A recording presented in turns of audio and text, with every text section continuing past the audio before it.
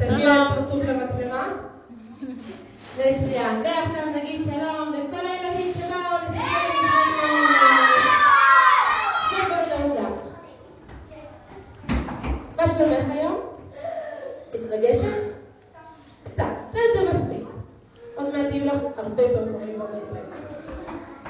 נהוג חילופי הדעת שהילד שחוגג את היום הולדת הוא לבד מדליק את כל הנרות.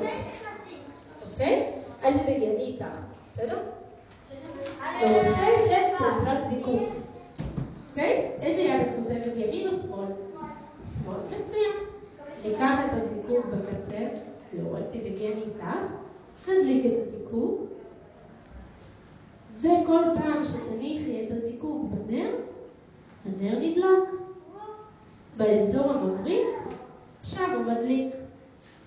רוצה לנסות לבד? לא. אוקיי. אז אנחנו ממשיכים ביחד. ומגיע לסוניה המון מחיאות כפיים. מצוין את זה. אוקיי.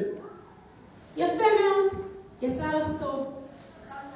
תגידי, את יודעת מה הדבר הכי חשוב שיש בימי הולדת? תנחשי. לבצע משאלה מצוין. הדבר הכי חשוב זה לבקש משאלה. ומשאלה זה משהו טוב, משהו כיף, משהו שאת רוצה שיקרה לך השנה.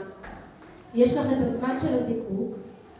תסגרי עיניים שהמשאלה תגיע כמה שיותר מהר לשמיים. כשתסיימי לבקש, תעשי לי סימן. אנחנו נספור לך עד 3 ונוכל להתחיל לשחק. בוא חמוד, בוא שב.